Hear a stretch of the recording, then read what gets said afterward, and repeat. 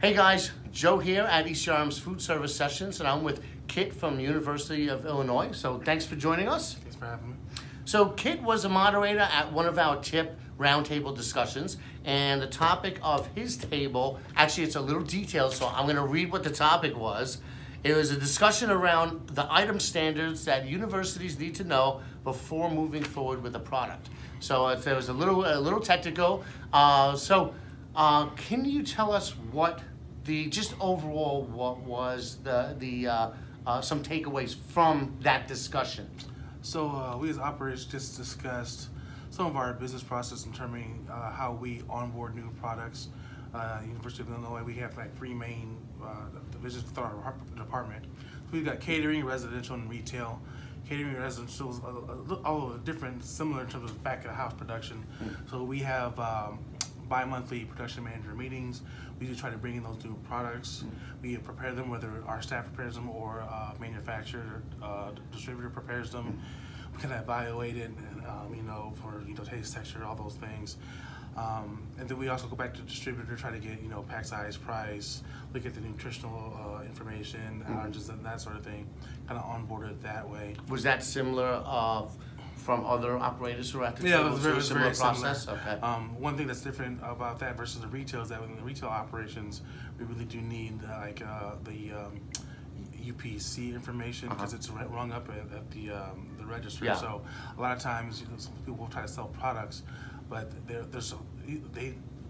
information that we really need is, like, for example, vendor item number, pack size, price. Even if you don't have the exact price because the distributors are different, having some sort of ballpark price is important. Pack size, and then the UPC, because if you don't have the UPC for the product, we go to the register. We can't scan it. We can't sell it. Yeah. If we can't sell it, we're not gonna, of course, bring it in. So when manufacturers come to us trying to do the sales pitch or do their thing, they make sure to have all that information. It makes us easier, so we don't have to track down parts of that information. So one recommendation that you guys from the table would have is if a manufacturer is looking to deal with you guys for the first time, they need to have that all those information. Okay. We don't want to email back and forth. I need the UPC. Oh, I need the vendor item number. Oh, I need this, need that. Just have all that information available. Gotcha. And also, we always talk about here at the ECRM, who currently holds your product in distribution, and that's always a challenge for small and upcoming companies and all that. But just having all that laid out beforehand as much as you possibly can, so that answers a lot of questions, make the process a little bit more smoother.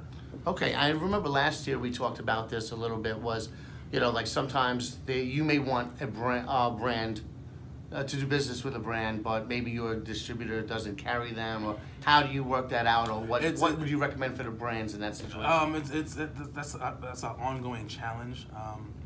So some distributors, for example, US Foods may have as long as we have reach a certain minimum per week on the case movement, they'll carry it for us. Okay. That's different for US Foods, which is more of a food service back of the house vendor versus someone like EB Brown who we use for like our retail.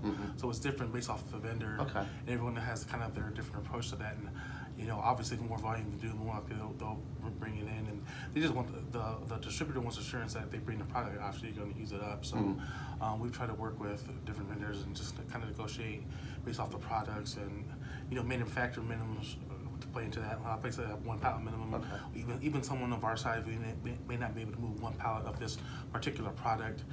So then sometimes you look at direct ship. Sometimes you try to find another vendor that might be willing to carry it. We get vendors specialized like US Foods, Foodservice versus EB Round retail. So it's just a matter of managing that and working out those. Okay. So there's a lot of coordination, a lot of details to keep track of in there.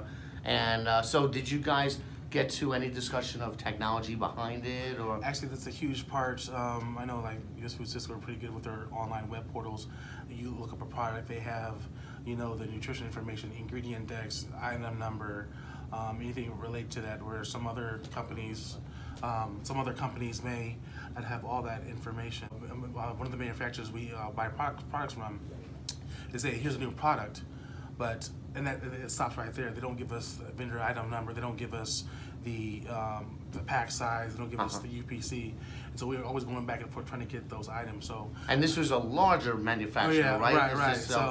So I think that it comes back to maybe to some of the IT challenges, maybe even on their end, even trying to modernize our whole supply chain system and trying to create some efficiency and make it more cohesive when it comes to, because we use a menu management software that we need all that information in there in order to, you know, plan out the menus, forecast our menus, and that sort of thing. So, was there a difference, because we talked about larger suppliers and small, you know, is there a difference that you could get the gist of from the discussions in how everybody deals with larger manufacturers versus smaller manufacturers? It seems that there was more of a challenge with some of the larger manufacturers. Yeah, so it depends on the products you're trying to purchase and you know, commodities versus especially the items. So some of the stuff that's more common is not too hard to source and deal with. But when these days you have a lot of unique niche items, and those are the ones that it's hard to get. Some of the larger ones to bring on board because it's new. It's not really that tried and true. Like, you know, it's really that good, or how's the market going to receive it? So it's hard to bring in some of those items in sometimes. So there's some bit of a challenge there. But on the one hand, if you want to win, if you want to get the new items, you got to be the first one to. So it's like a catch-22. You got to get the new items to, you know, really blow it out, but you don't want to bring it in because you got that risk factor. Okay. Cool. All right. Well, thank you very much. I really appreciate it. And more, you know, we'll have some more coverage of some of the other roundtables coming up. Thanks again. All right.